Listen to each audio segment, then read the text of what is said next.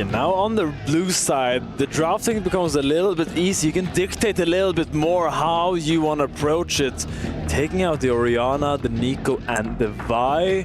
My eyes are on that Talia. Will it be banned or will it go through this banning phase?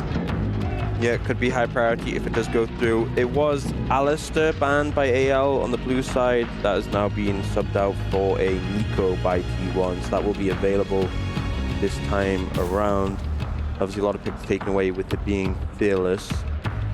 Okay, so Xayah taken. I feel like the Talia has to be high priority, especially denying that away from Shanks. We'll see if T1 feel the same way.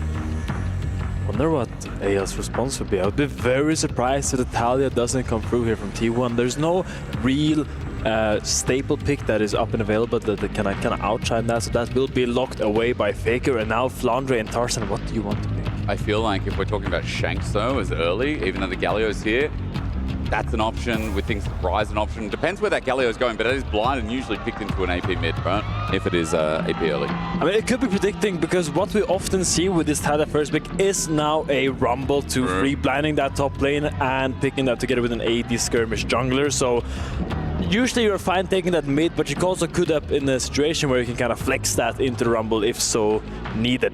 Yeah, especially with the Aurora already gone, having that Galio secured as an answer to the Rumble kind of limits options for T1. Yeah. So you see the Corki picked up, something we've seen rising a bit in priority. You know, Ruler had a great game on it the other day, so that has been secured for Community in the bot lane. You could just pick up the Alistair here if you want to pair up and take that pick that was banned in the first rotation last time around, although I think picking Alistair blind does have some drawbacks, but obviously a pick that Keria has a lot of confidence in. Seems to be the Skarner Corki being paired up. I mean, this is one of the best, I think, tank jungle responses into the Xincha. You can kind of lock him down in before he gets that ult up. I don't know about this Corki. What this Corki offers T1 is a lot of early game prio. You can kind of dictate those trades early, and as you highlighted, maybe try to get some early things going on. Alistar, as you said, was banned game 1, up and available. Could very well be the pick for Kyle. And there's no Silas to be picked, is there? Like, we've already got the Talia locked in, so I feel like that's safety net here for AL. I think this feels so good as a support player, not just to have the Alistair, but the Galio as well. Like, you're such a tanky support, and you know you have the backing of, you know, a mid laner who can drop in on top of you. It means you can play with such confidence and super aggressively. They do ban out the Poppy as well, just to ensure that KL has best time possible on this pick. I think this is what they saw when they realized Talia would be open, that they would probably get that Alistar coming later. So taking out that Xayah really early in the ban phase, great foresight by the AL drafting team, and really securing themselves now, because now they can target all those annoying support matchups. 2 of them are already being out. Bramrel are solid answers into the Alistar. Now Bard and Poppy taking away, as you probably look for the AD carry here. I would assume something that is fine playing by itself and allowing Alistar to kind of go deep in those fights. Yeah, to me the Senna really stands out. I would have thought that T1 would have banned it, because Senna Alistar has been such a strong lane at this tournament. Senna's been performing so well. You have so much protection for this pick, and you're just going to be able to outrange as the game goes on, and it really puts T1 on a bit of a timer.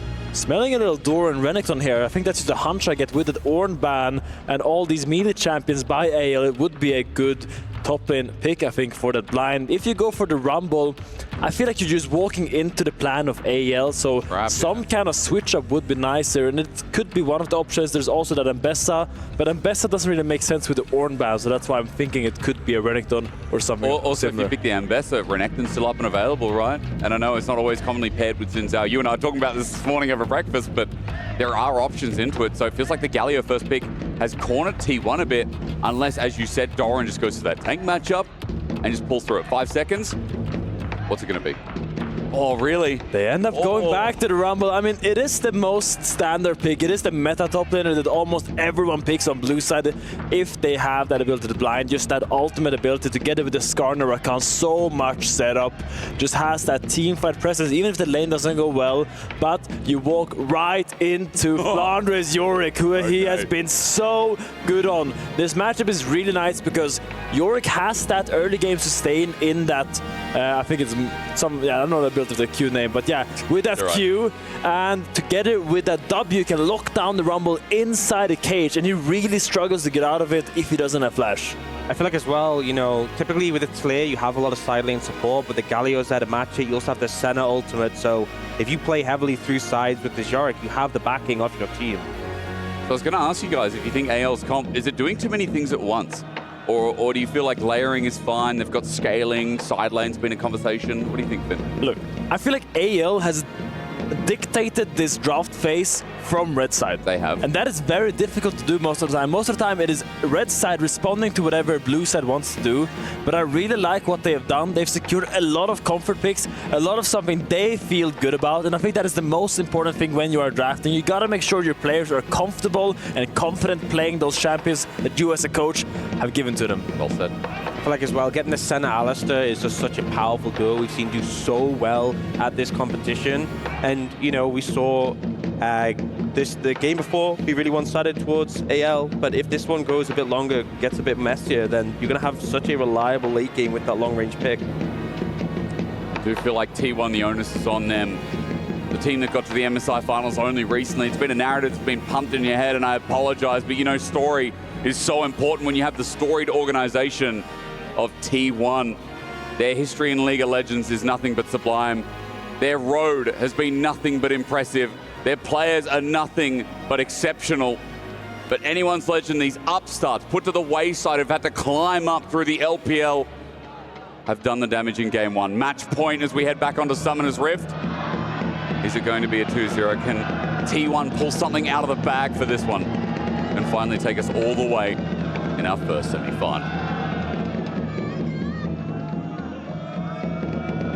I can't hear the arena, but I hope there has been a Hanadu set, and I hope there Jayo's filling the arena as well. We know the crowd's there for it. We need to get, crowd people, organize one person, get it done. If it goes to a game 3, please get it done. Tarzan invade starts with Faker as well. There's going to be good damage here, but 45 seconds, Tarzan can put a defensive ward and probably just back away. Okay, it's gleaming cool start from Carrier, so there's no CC. Shanks also walks it out, and again, it's only a minute into the game, so there is time to back away here if Shanks can get his recall off. Yeah, just a bit of chip damage. Tarzan doesn't need to reset. Obviously, doesn't stay in this now, but Jungle as well. Ward just come down from Owner there just to give some information. I feel like getting a good early start for T1 is important as well. You know, we've seen this Corki, we've seen it at this tournament, we've seen it sometimes really thrive in the hands of like Ruler. We saw a game from Sven where it really didn't have the impact. I feel like especially in a matchup like this, you need to make use of the early prior it can achieve. And you need to make sure that when you hit that 2-item spike, you're in a position to capitalize on it. Yeah, I want to see T1 try to look for some early stops with their tempo. I think the sooner you get Rumble out of that matchup, when Yorick gets a little bit of levels, the better. When early game Rumble will have that control, probably not level 1. Yorick's level 1 is very powerful with all that healing, but the moment the wave bounces, that's when the Rumble Flame Spitter just starts having all so much poke, and yeah, it really becomes about that level 6 spike when Yorick can start contesting. So much damage is just loaded into that Maiden, and usually, like, when you ult as Yorick, some champions can like poke her down across multiple waves and eventually kill her. And when you kill her, she goes on cooldown. So that is really your goal when you play against Yorick when you ult. If you can kill his Maiden, it goes on a 2-minute cooldown, and that's a big power dip of him. So Rumble kind of struggles with that, I think. He can't really walk up to try to poke her down without getting caught in the cage. So It's on theme, he has the pandas. Hell yeah, I just realized that's not uncanny, it's intentional from Flandre. Tarzan's passing top, by the way. If you didn't know where junglers are, they're all heading up towards this top lane, and I think, Finn, with what you've set up, top does feel like the most volatile lane early that can really run away with the game, that can really control tempo up here, and getting grubs early on either Rumble or Yorick also, I think is pretty impactful when these guys are menaces in side lanes early too. yeah, Yorick getting those grubs really accelerates his tower taking. If he's left alone with a tower, that's dead in like 5-6 seconds with that demolish proc. Dora might look for a little barbecue here. Have a look. No little pandas No out. cage. He has 2 points in his queue, I've realized, Flandre. Oh, really? So he's really playing for those later levels, really valuing that sustain it gives him, and probably won't try to fight too much at this bounce because I think his jungler wants to go for the bot grab, seeing how the lanes are playing out. Thanks to take the heavy chunk, and early on is Galio. Yeah. And a lot of the time in mid, he just gets chunked out versus range.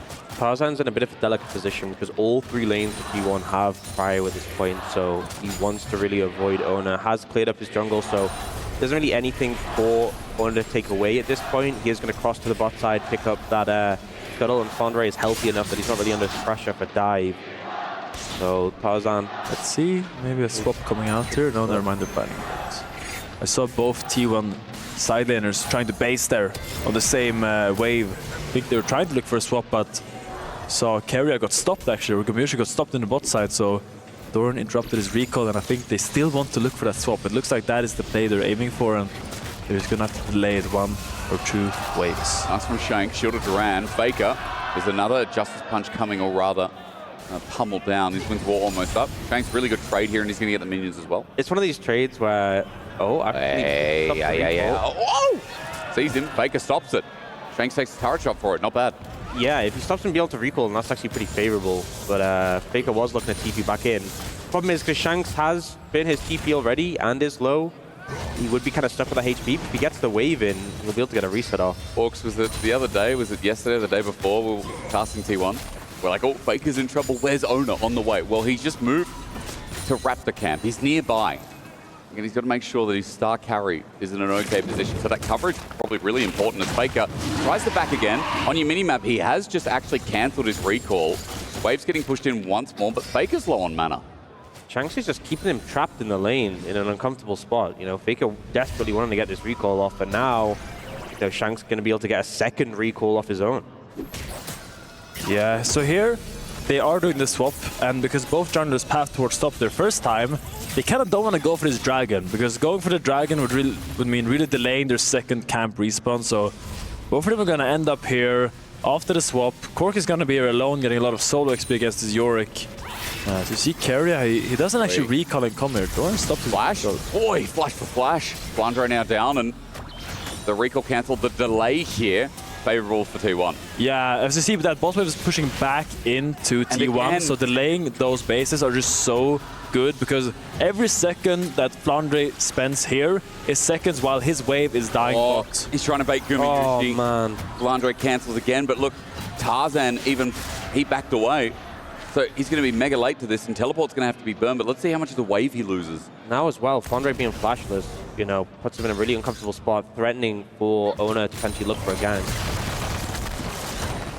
Just one wave, I think Flandre had to drop there. Okay. He will be fine there on the bounce. But while Doran waits to catch the wave, he will go and help on this dragon. Does not have the equalizer in case AL would like to contest, but looks like they are taking their sweet time. They are indeed. Tarzan's going to move in though. Maybe off the back end for a steal. He's stacking up Q. Getting close, all in, no. Ona gets it, but the knockup comes through anyway. No impale yet, but the hero's entrance is going to manage a way in for Shank. Sizing shot doesn't work out against the wall. Tarzan is in a 1v2 over that wall. We look at the fight on the right as Tarzan flashes in a 1v2, and he wins out. Meanwhile, top lane's dead. IL converts on one position, and LPL once again is Jayoing through a second game. A second kill down at that as Keria runs for his life. There's no flash again on Flandre, so Keria's going to buy as much time as possible, but as the ghouls are sent out, the mini pandas, all it takes is one more hit. Keria's been aggroed up, so it's a kill eventually. And AL, it will be 3. No, make it 4, because Faker's now caught out as well on mid-wave. His flash is available, but he's trying to walk it out, get the move speed, which will succeed. But AL's early game, only mitigated by the fact that Hope is now flashed. And that's what happens when you use your ultimate on the Rumble to stop bases. Suddenly you cannot take those early game skirmishes that usually would be favored for you. T1 starts the dragon, 1 ult down, and Tarzan instantly recognizes that this is a good time to fight. All of AL come in, the TPs kind of come in, and it ends up being a really favorable fight for AL. You see Tarzan here, sees owner, and now you see him think about, wait, he doesn't have ult. We're 1 ult up here. Galio comes in from mid lane, being so fast to follow up, and now Doran is just caught up in a weird position. Kind of has to flash out of that, but that would probably end up leading to his demise anyway. Kale comes in with a beautiful flash, headbutt pulverize combo, and it's just an easy cleanup.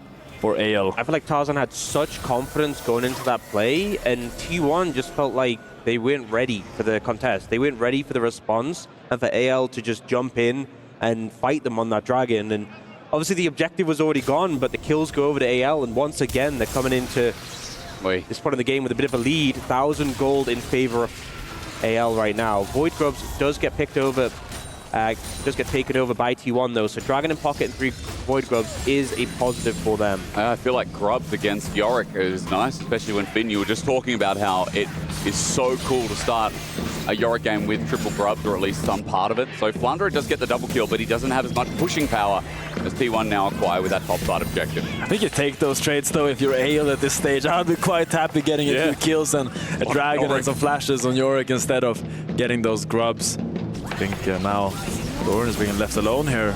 Tries to look for something. He's gonna get a little bit chunked, but most likely we're gonna see him equalize this wave.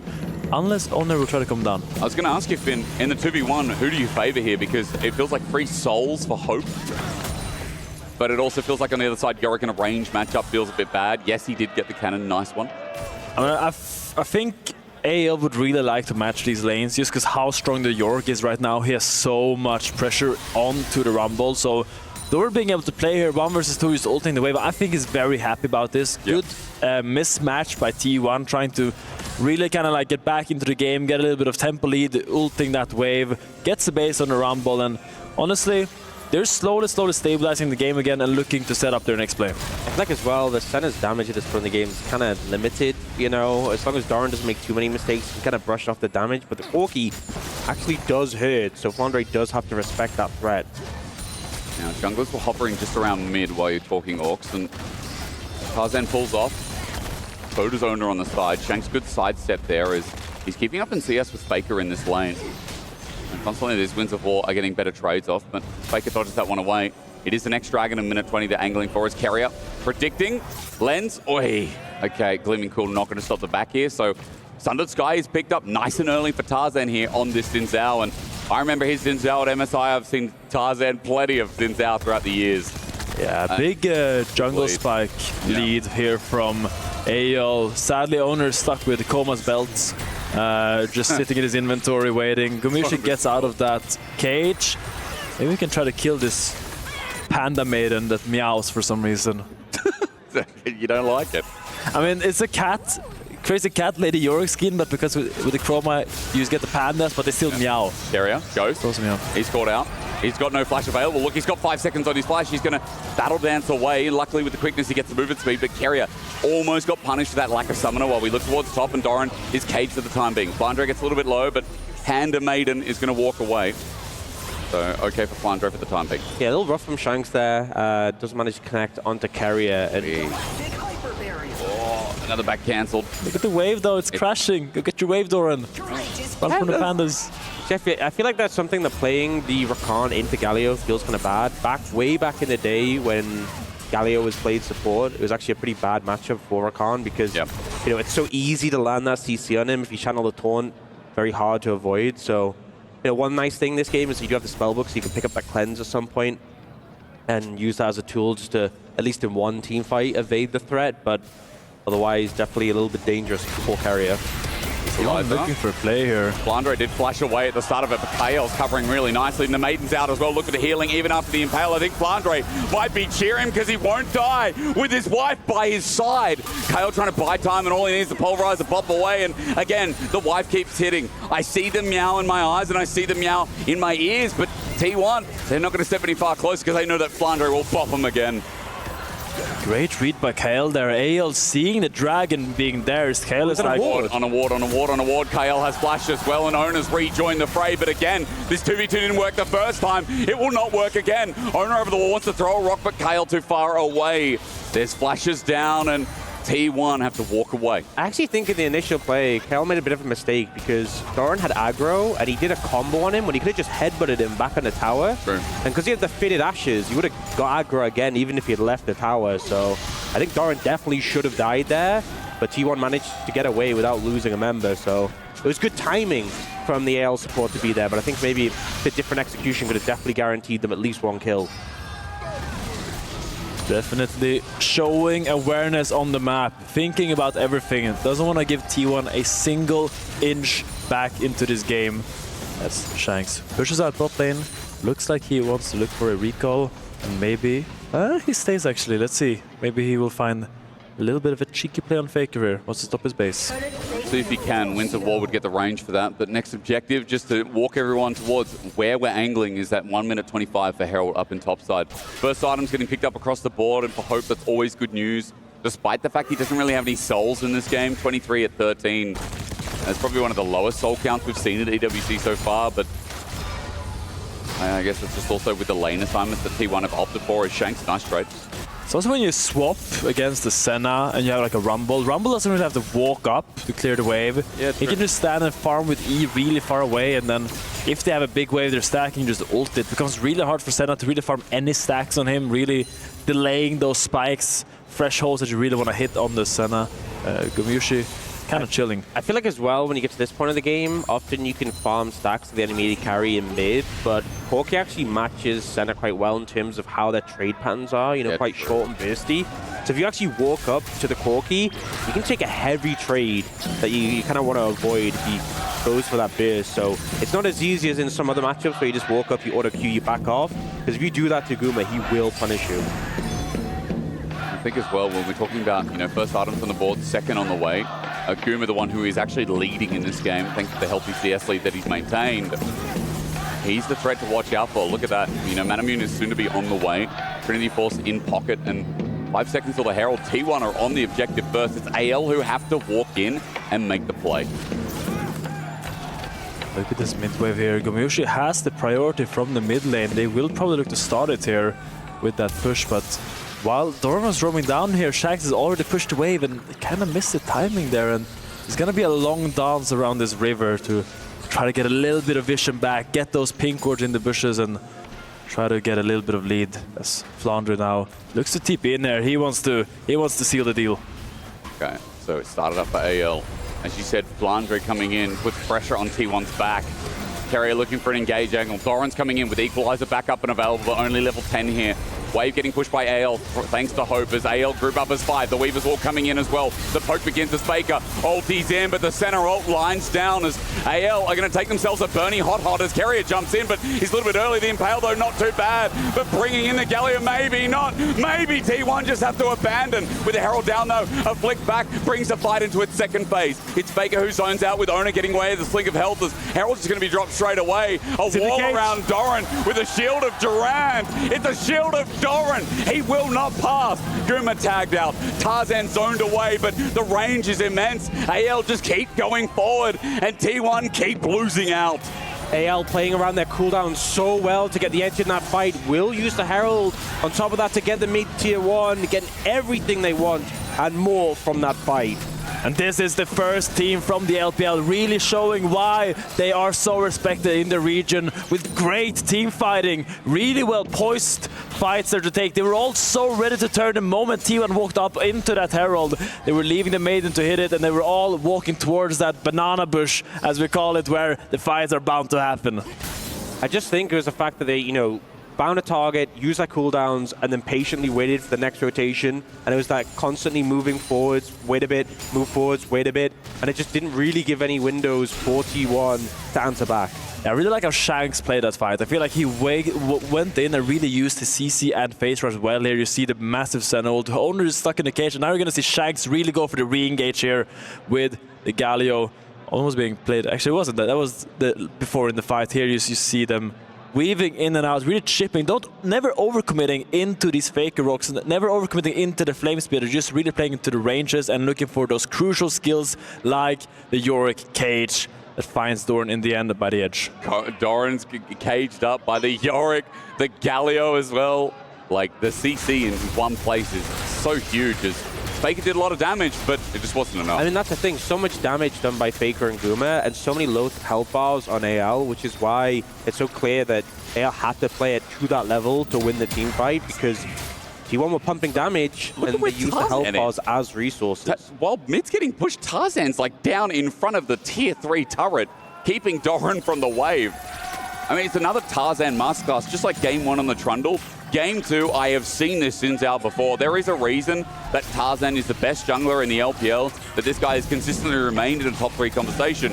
This guy consistently is a hot prospect whenever he is between teams. I also really want to praise Flandre. I feel like he's had such a good series. That Game 1 Aurora Flash, those mechanical prowess that I feel like people can say that Flandre is more like this tank player. He doesn't really play the carry, so doesn't have that high mechanical skill.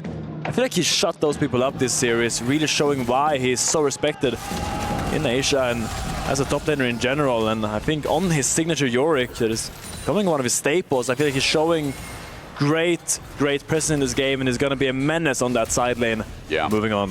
Second item almost on the way. That's going to be Hysteric's Gauge by the look of it as well. Unless we do go for a Hullbreaker second spin. I think maybe a Shojin is quite common here as well. Okay.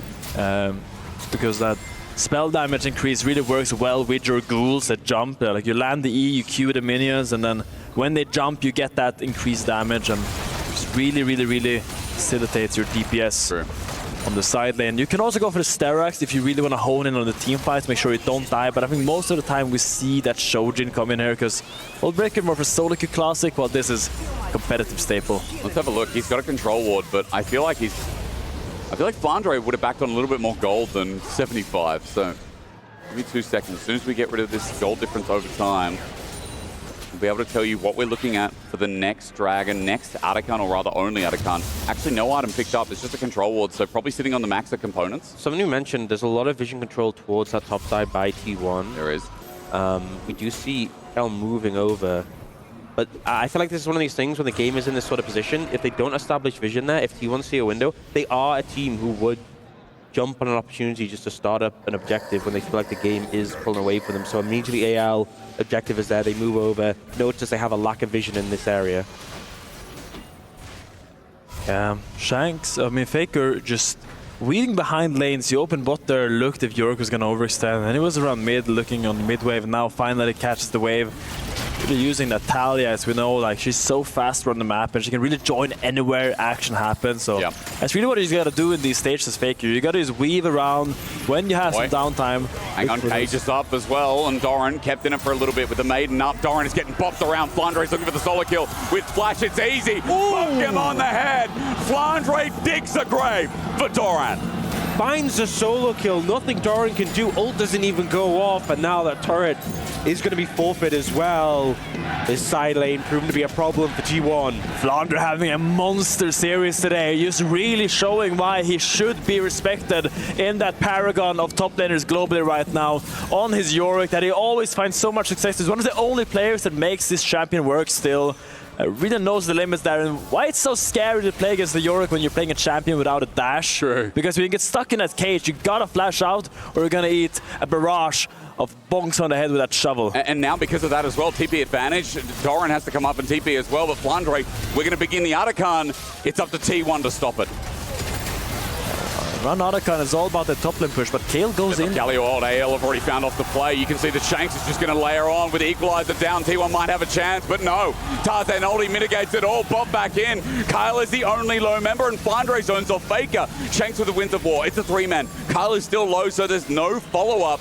T1, no. Okay, we've done a bit of damage, but is it enough? With the Weaver's Wall, Faker wants to re-engage, but on the right side, all wrong is Hope. As onto Shanks, they're going to 4-man this while Atakan's going down, but Kerry almost dies. Shanks running away. There's no kill. There's no trade. And at this rate, there is going to be no T1 at EWC. Beautiful patience by AL, killing Owner, instantly stops the chase, instantly turns into the Atakan, knowing the smite is gone, forcing T1 to all kind of scramble and rush to try to get into that pit, but in the end, gaining that crucial advantage, getting that Atakan just by that beautiful pick and beautiful engage by Kyle and Shanks together. Shanks is buying so much time for his team and still somehow doesn't go down. Gumayusi was pumping damage throughout that fight and still just unable to find the kills the team needs, so big boon over to AL there. They get a reward for Flandre's solo kill, gave them the control over that area that they needed, and now Dragon spawning up in 10 seconds, they're moving straight towards it. I don't know if you saw, but if you look at the inventories of AL, everyone is hitting their second item spikes. Meanwhile, T1 is hitting on one components. It's a difficult... Oh, what a route! What a route! Faker caught up, but for now it's okay. Kale takes a heavy chunk as well. Pop back in, his ulti there. It's a ruse, it's a bait, and Shanks knows it. Double shielded around. Flandre whopping away. The Scorpion King now dead. No longer the one as 3 members tagged up. 2 on the wind to become lightning. And Faker down in the dirt. The fight is ending. T1 are dying, and anyone's legend are rising to the throne. Flandre and AL are dancing on T1. Have you seen his movements? The sidesteps on the shoves. That Yorick is a menace. He puts out so much damage in these fights, and they use everything into Kale, but burning his ult and getting out. It just seems like T1 ran out of gas. The amount of times AL members have walked out of fights with slithers of health, it feels like they're using the health bars as resources, able to play with T1, find the fights they want, and being rewarded with a huge lead now. It's already 1-0 in the series, and the reigning champs, they're not looking in a good spot to bounce back in this series. It was 1 game that was a statement, but 2 games in a row, that's just class right now from anyone's legend. Yeah, look at Kale. He's being engaged on, but that ult gets out of the Skarner ult, and now suddenly T1 are so deep, and now pay attention to Flandre. He's just left alone there. 1 bonk on the head, and now this little cute sidestep, boom! So slick, gets the chase, and with it Atakan slow AoE, it's just an easy chase down for AL and the Dragon to follow. Look at Hope. Hope was chasing this last kill. Oh, it does end up going down. Kale goes in on low HP, helps to finish off, but I just think the use of some of these cooldowns, the CC, the cage, and like Tarzan with the wind become lightning, getting 2 with it, applying that slow. They're just working so well as a unit to chase down members. And once more, Gumayusi pumping damage. Most damage in that team fight, but once more, unable to find the kills. The damage is there, but it's just not enough. The coordination's not enough to finish off targets. Yeah, T1 really needs to find a key engage on multiple members and layering all those AoE spells, that Rumble ult onto the Skarner ult with a Rakan. I feel like they're trying to find these big engages, but AL really like posturized themselves so well around these choke points. I feel like the problem as well is the value from the center, that healing that keeps coming in is just gonna... There's a lot of sustain in the composition of AL. We do have Executioner's Call in on Gumayusi to cut that down a bit, but it means you're doing so much more damage than you would otherwise have to reduce that. Shanks angle. Quickness though starts to solve onto Tarzan and stop. The Galio ult is stopped, but the Dawning Shadow that line down for AL can only do so much, and a choke T1 have found something. Kale gets over the back, but Tarzan's still alive, takes forever to drive. It's a good shutdown, but how much did they need for Tarzan? T1, the best that they can find. I feel like a broken record because game 1 I was saying that's the best fight they've got, and then again that was the best again. The immediate TP down bot from Flandre is going to do some damage to the base. Guma's trying to get some damage here on Shanks. Might actually kill him. He might kill him with a Valkyrie forward as well. Auto attack galore. Guma with the shutdown. There was a big shutdown to T1 before. It's a positive at the end. Apart from this, the fact that Flandre and his mistress are pushing in bot. Small salvation there for T1 landing that pick onto Shanks, but I love how AL are approaching this retake of vision. Look at Tarzan and Kyle. They are close but never together. That means that T1 is going to choose one of them to go on because they can never get a 2 for double deal. And I feel like consistently Hope is in a position where he's getting all this value, all this utility over the top of the fight, but isn't really threatened. Constant Qs and the ult over the team fight. And now T1 starting Baron. This is desperation, but they need to make something happen. At 5k, it's going down quick though, maybe a chance. T1 going to bring Owner in for the smite. Tarzan gets in, and the steal is not successful. T1, it's their Baron, but is it their game now? Owner's going to die. On the top, you see Doran is followed up by Tarzan, and Flandre bonks down. Teleport coming in. T1, the Baron, may have cost them more than they think. Galio TPs in from behind there. Shanks is saying, I am here, and I am him, and I'm going to take your base. All of AL are scrambling to get all the buildings. Yorick is going to push top here. Probably won't be the game end, but all of T1's base shall be shattered. That's the thing, they're just letting the Galio keep pressure mid. It's really hard for T1 to punish Shanks. In the meantime, the rest of them will just push through top. If they get triple inhib, the game is basically over. They'll take this hit too. Not sure if they'll have time to go further than this, but the TP coming in though. They want to continue playing here, or at least one of them wants. It's an Alistar with TP, so it's probably he's going to walk out. Yeah, respawn timers coming in. They won't get the triple inhib for now. The Baron is secured. And I think T1 have to be happy with what they got away with there. The game is in a dire spot still. Oh, Carrier, no. What can you get? Carrier bopped on. The Alistar flash in. Carrier alive for now. It's a good impale, but Canada can't go back in. Shanks tanked out. Faker's angle. Not too bad. The equalizer gorgeous too, but Shanks as he goes golden. They're going to need a little bit more. T1 are trying to get themselves in for a fight. Kyle's going to die. It gets sketchy, but as Shanks jumps in, as Tarzan runs in as well, he too gets bopped, but the health bars are so low. Flandre just walking forward because T1 are doing nothing at all. Nothing at all. Stupid, sexy Flandre just doesn't care. T1, 3 members that low as Shanks bakes. Flaker over the side, get the flick back. It's not bad. Shanks still waiting though, patiently in fog of war. He's out, a 4-man. T1 punish anyone's legend. And when things look dire, it's Guma who is stepping up for this team. In these fights, he's doing so much work. Just watch him. Carrier initially does get focused here, but manages to get value out of it. That quick ult response gets the CC, but throughout, Guma is getting the damage down, but this time he is ensuring he is finishing off targets, finishing off anyone he sees who is low HP, and AL didn't really focus him down. Here he gets KL, is able to kite out of the galley wall, starts putting damage into Tarzan, and he's just making sure he's seeing the targets down, but not being challenged, not being threatened. Takes out Hope here as well, and moves down to look towards Flandre on top of that.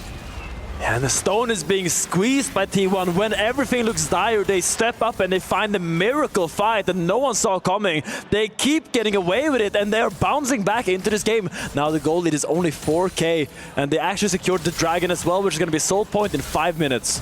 Been that same stone that couldn't get water out before. I mean, it must be tough because the fact it's proving results now is huge. When there's a 3K gold lead on Guma, when his back's up against the wall. I mean, he's 5-1-2, 3K gold lead on him alone. He's nearly full build. Everything is on his back this game. He has said, I am not willing to lose this series, not yet. And T1 really relying on him to do everything in this game. They have the CC on the rest of the members. You can see Faker doing work, setting that up. He does have the Rabadons, which represents a good amount of damage, but really it comes down to what this Corki can do in these fights, and if he can stay safe and pump the numbers. Adaptation by Doran going for the Sonya's third, realizing that he is just a decoy, a puppet that the enemies might hit while Gumayushi gets his damage out. Anything here to kind of give Gumayushi that space in teamfights that he needs to get damage onto the AL frontline, but it's so difficult. They're all so tanky. Approaching 4 items on all the front lines of AL. But T1 found a way. They did it once, they can do it again. For AL, this game's not in the bag, and T1 are unrelenting. Tarzan trying to take away what he can. Ona does get the blue buff, though, for his entire team. So T1 have got mana reserves, but there's no objective for 2 minutes. This game is going to go mega late. Soul's also up in 3 minutes 20 for T1. Yeah, I mean, that's the thing, is that this next dragon, you know, it's not even going to be Soul for AL. It's going to be Soul Point. It could be the Soul for T1, sure. It's a while away. There is the Baron in 1:45. About that time, we are going to have the inhibitors back up for T1 by then as well. So they've managed to stall out. Considering how bad the state of the game was before, they bought a lot of time, and they've really clawed things back to a good degree. They're not out of the woods yet, but they've managed to buy a lot of time that they didn't have before. It's T1 and all their fans take a deep breath.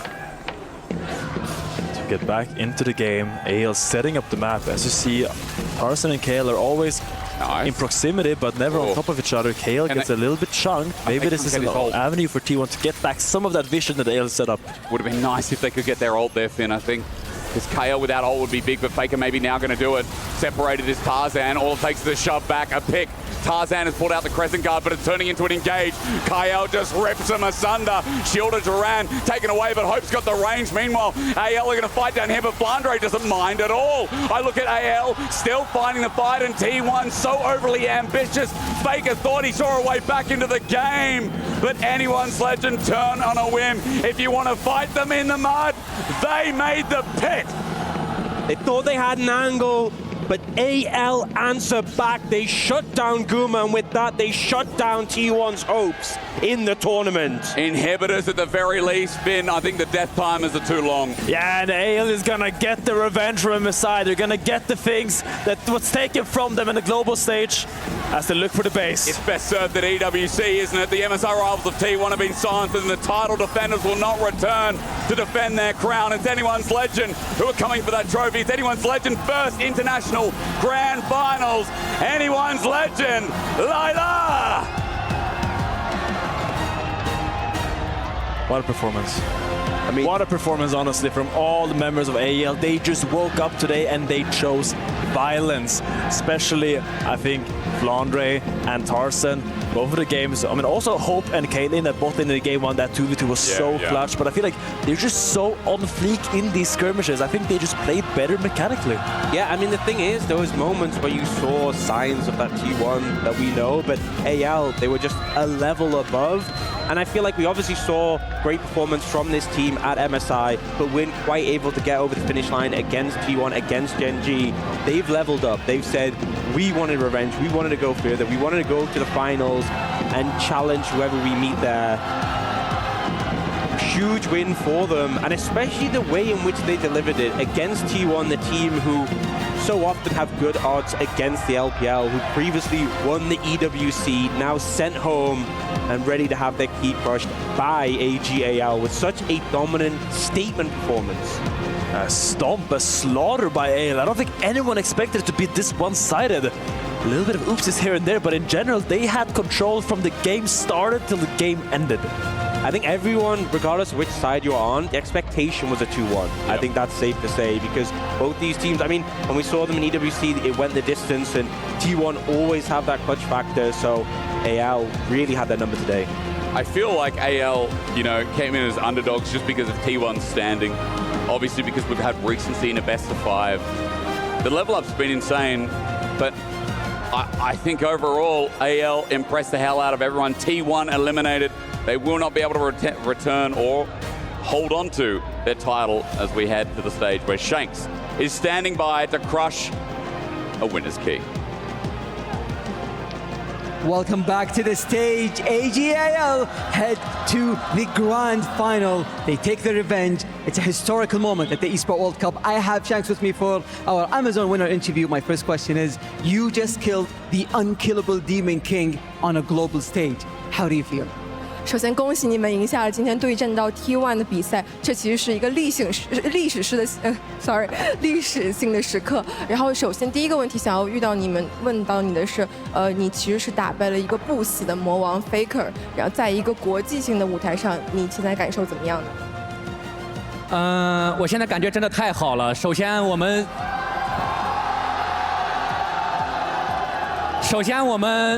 MSI 输给了 T1， 然后又在这里复仇，这种感觉再好不过了。I have to say, I feel amazing right now. We lost to T1 at MSI and we took the revenge now. I just feel amazing.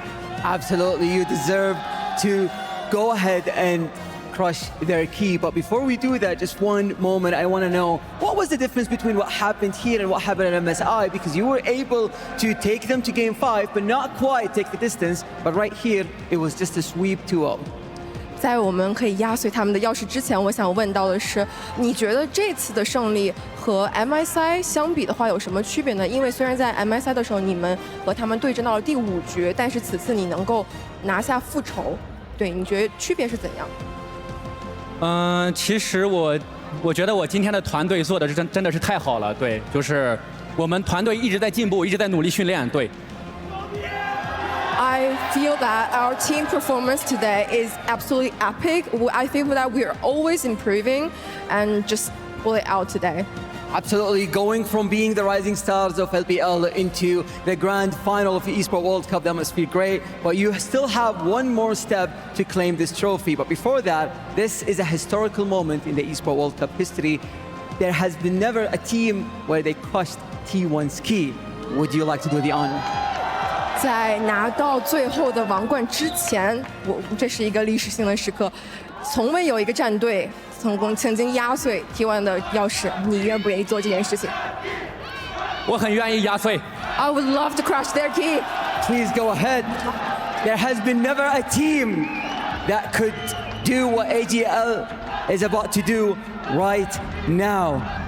AGL and Shanks head to the grand final and destroy Team 1's key. We will let you enjoy this moment.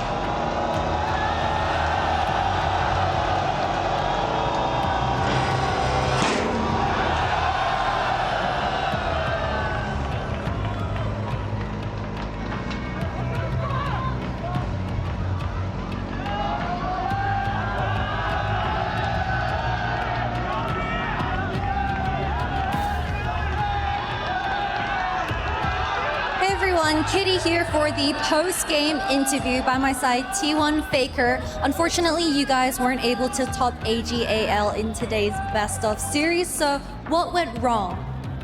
일단 페이커 선수 첫 번째 질문으로는 이번 AJL전에서 좀 아쉽게도 승리를 가져가지 못하셨는데 온 패배의 요인을 좀 말씀해 주신다면 좀 어떤 게 있을지 궁금합니다. 그냥 전체적으로 저희가 오늘 경기에서 조금 부족했던 것 같고 준비했던 만큼 성과가 나오진 않은 것 같습니다. I don't think we met our overall standards in the game, so I think that's why we lost. I see. And of course, this is going to be the first time that T1 is officially eliminated from going to front running in the Esports World Cup League of Legends Champions. So I was wondering, what do you have to say to the next title winner that will be proceeding into the grand finals tomorrow? 이제 이번이 T1이 EWC 리그 오브 레전드에서 처음으로 좀 탈락하는 장면이기 때문에 이제 새로운 챔피언이 등장을 할 텐데 그 새로운 승자에게 혹시 해주실 말이 있다면 좀 어떤 말이 있을까요? 저희가 안타깝게 이번에 좀 탈락하긴 했고 뼈아픈 패배긴 하지만 그래도 충분히 배울 점이 있었다고 생각하고 다음에 있을 경기들도 재밌는 경기들을 많이 펼쳐졌으면 좋겠습니다. Yeah, it's a really heartbreaking moment that we couldn't bring it all. But that being said, we're trying to overcome this heartbreaking loss. And I think in next games, I think all the other players or other teams will have a fun games. Thank you so much. And of course, we have a lot of T1 fans in the Riyadh arena and of course behind the screen. So what do you have to say as now you are in contention for third place? 이제 곧 3,4위전을 내일 또 치르시게 될 텐데 지금 또 경기장에 계속 남아 계셔서 T1을 응원해 주시는 또 많은 팬분들이 또 계시잖아요. 그래서 마지막으로 팬분들 위해서 한번 해주신다면 또 어떤 말씀이실까요? 팬분들께 좀 만족스러운 경기 보여주지 못해서 되게 안타까운 마음이고 다음 경기 때 열심히 준비해서 3, 4위전 잘 해보도록 하겠습니다. Yeah, I'm very sorry for all the fans that we couldn't bring it all. But that being said, we're gonna prepare our best in our next match, which is gonna be a third place match. Thank you so much, Faker. We'll see you tomorrow and back to you guys at the desk.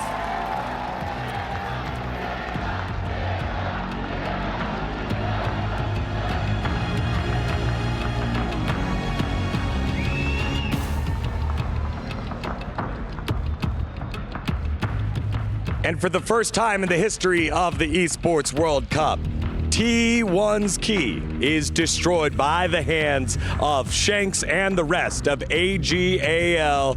The title defender's key, the special notation that T1 had, could not withstand the crushing defeat that happens at the Esports World Cup. Faker and the rest of the squad still have one more match to play tomorrow in the third place match for club championship points. But in this series, there was only one team dominant enough to close it out in a 2-0. And especially in that game number one, that was so one-sided. AGAL here, Valdez, came up huge.